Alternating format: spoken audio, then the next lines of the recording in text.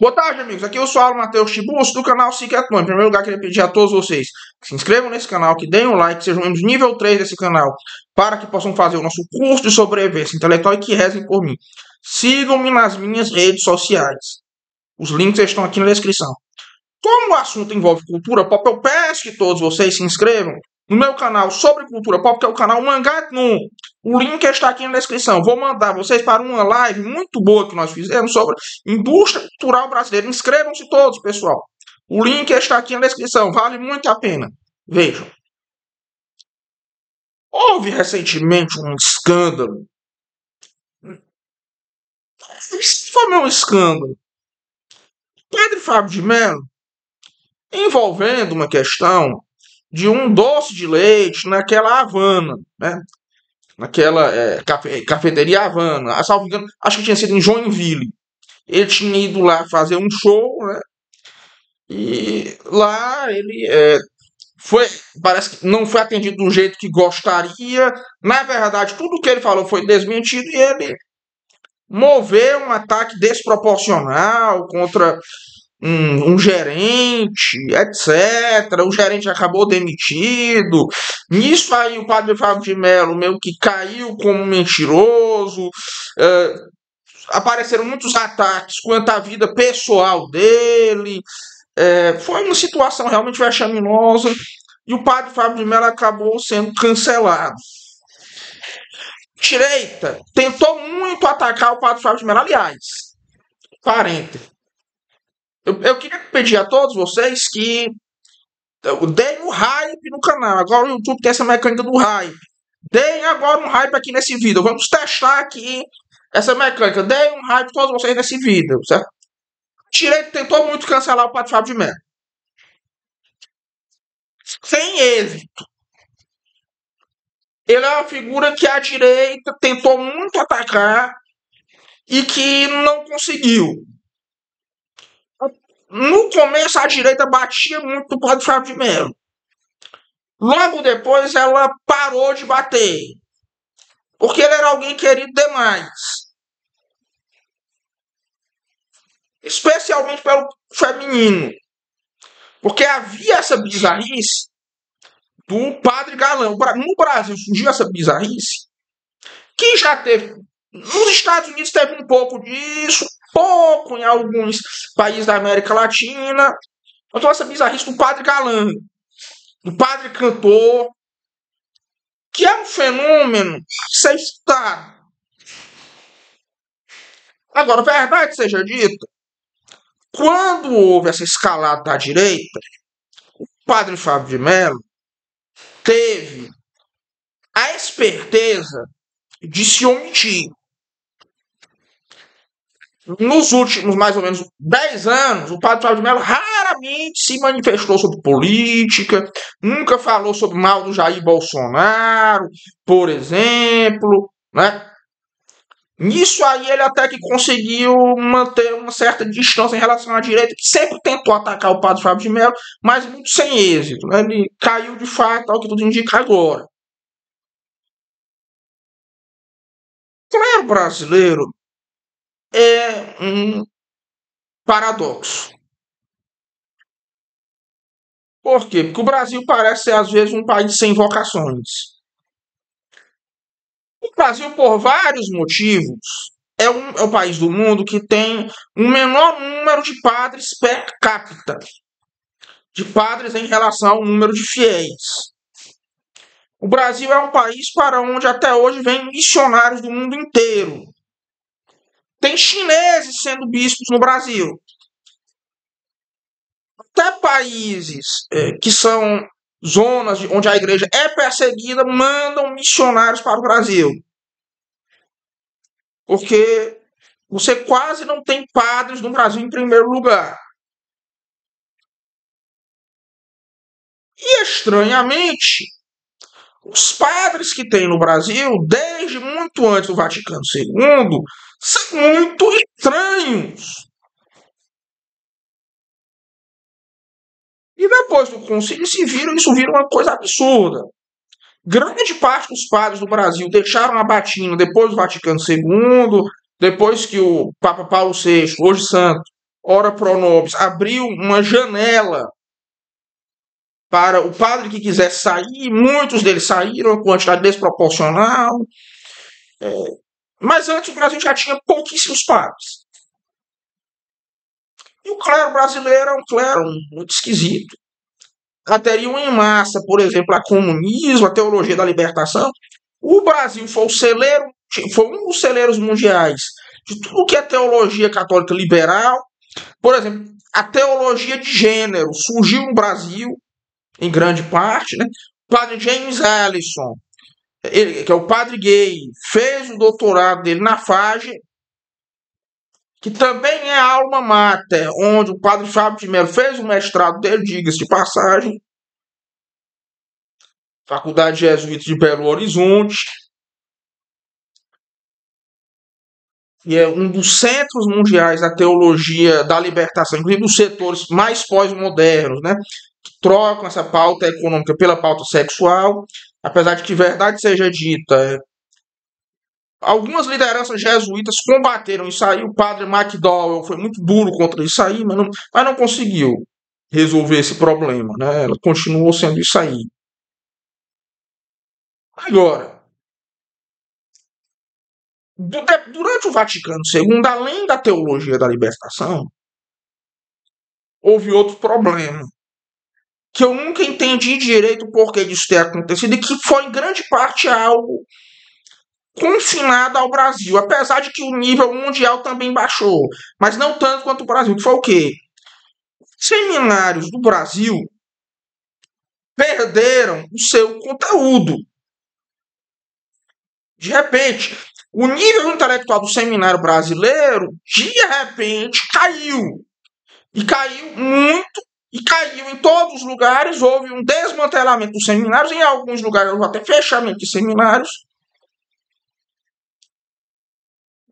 Antigamente, o seminário brasileiro podia até ser fraco em filosofia ou em teologia, mas ao menos o padre ia sair falando umas 4 ou 5 línguas, lendo em latim, sabendo história, sabendo literatura minimamente.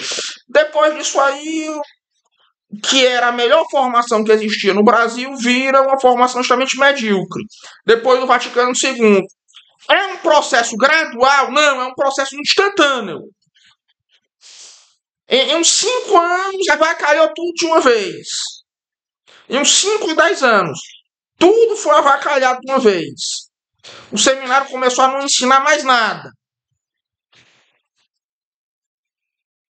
Com raríssimas exceções, geralmente em algumas ordens religiosas. Como é o caso dos beneditinos, que mantiveram sempre a sua excelência no Brasil. Os beneditinos continuam sendo uma elite intelectual do clero brasileiro. Os redentoristas não são mais. Há muito tempo. Os jesuítas já não são mais também no Brasil, né? E só no Brasil, que no resto do mundo os redentoristas e os jesuítas ainda estão na elite intelectual do clero, apesar de todos os pesares. E a Igreja Católica no Brasil, os padres, os seminários perderam o seu conteúdo. O padre Fábio de Mello e semelhantes são pessoas que surgem nesse ato qual a Igreja Católica no Brasil de repente se perdeu. De repente começou a adotar uma política pastoral muito estranha. Quando vieram os evangélicos, a Igreja Católica não soube muito bem o que fazer.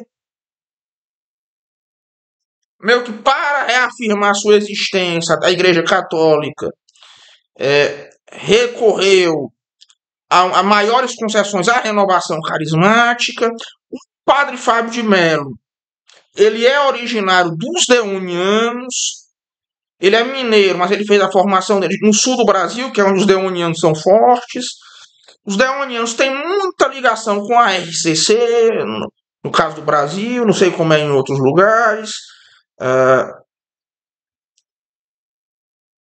Inclusive, um amigo meu, família de um amigo, de um grande amigo meu de Santa Catarina, conheceu o padre Fábio de Mello quando ele estava no seminário menor dos Deonianos em Rio Negrinho. É, quando surgiu essa figura do padre cantor, justiça seja feita, os primeiros não tinham tanto essa roupagem progressista. Os que tinham foram os que se casaram. Padre Zeca, padre Dalcides, que, salvo engano, é o marido daquela Mariana Godoy. Eles geralmente eram ligados à RCC já. Mas a RCC, nessa época, não só no Brasil, mas no mundo, o Michael Jones aponta isso muito bem, ela tinha algo de movimento liberal.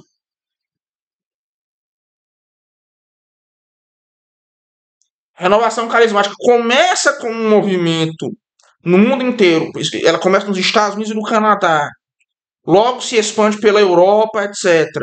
Ela começa com um movimento liberal ecumênico para depois virar um movimento mariano conservador. O padre Fábio de Mello, Gabriel Chalita e outras lideranças vieram da Canção Nova nessa fase mais liberal. Inclusive, o padre Fábio de Mello perdeu feio um debate contra o Orlando Fedeli, uma polêmica de cartas contra o Orlando Fedeli por causa da questão da transubstanciação, né? Que ele defendia umas ideias muito, no mínimo, problemáticas. Aí veio o padre Joãozinho socorreu o padre Fábio de Mello. Enfim, a RCC ela já foi mais liberal do que ela é hoje. O padre Fábio de Mello, ainda por cima, ele foi içado pela Globo. Isso aí ele virou um fenômeno de massa que, infelizmente, eu vou ser bem sincero aqui. O padre Fábio de Mello é o tipo de sujeito que engana o brasileiro, porque o brasileiro é muito obcecado pelas aparências. E vem esse negócio do padre, não sei o que, o padre galã, o padre não sei mais o que. Aí, brasileiro se impressiona com aquilo. Acha que isso aí é uma prova de uma santidade, apesar de que muita gente já percebia real quanto ao padre Fábio de Mello, verdade seja dita. Mas você acha que o padre Fábio de Mello é uma pessoa má? Não. Eu até acho que a intenção dele não é tão ruim assim.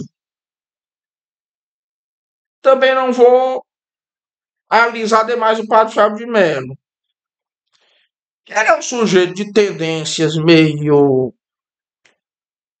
liberais, é um padre esquerdista. Tem aí essa formação TL esquisita, pós-modernosa, de quem foi para a FAGE, né? Quem vai para a FAGE sempre volta estranho. É claramente uma pessoa cheia de problemas existenciais, não era para entrar no sacerdócio de jeito nenhum. Isso, uma pessoa que conheceu o padre Fábio de Mello já me falou, Deus, olha, ele é alguém que não era para ter entrado para o sacerdócio, de jeito nenhum. É meio complicado você dizer que ele é alguém que tem vocação para o sacerdócio. É difícil alguém dizer isso. Como todo padre brasileiro, mesmo antes do Vaticano, como a grande maioria dos padres brasileiros, né? Não todos. Mesmo antes do Concílio Vaticano II, é um cara confuso. É uma pessoa que tem muito problema e, acima de tudo, é uma figura extremamente chata. Tem muito daquele perfil do padre chato, né? Que existe no Brasil, né? Que padre chato que vê problema com tudo. Ele tem muito desse perfil aí. Só que a diferença é que ele tem não sei quantos milhões de seguidores nas redes sociais. Padre Fábio de Mello. É, tem não sei quantos milhões de seguidores, né? Isso aí ele tentou dar essa de padre chato Não deu, não deu certo, né? Acabou, o tiro acabou saindo pela culatra.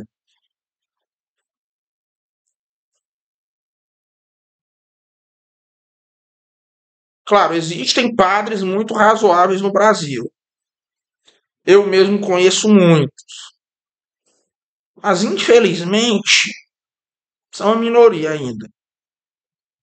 O clero brasileiro, depois do Vaticano II, ficou algo muito estranho. Fábio de Mello é um sintoma desse processo, acima de tudo.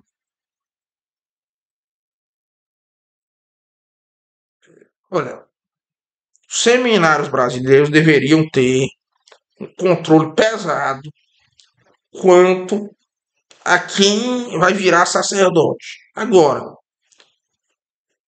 fica aqui a pergunta: se há tão poucos sacerdotes no Brasil e tantos deles têm tantos problemas, então quem Deus chamou para o sacerdócio no Brasil? Será que tão poucos foram chamados mesmo aqui? O que será que está acontecendo? Essas perguntas ficam para a eternidade. Pois um forte abraço a todos e até.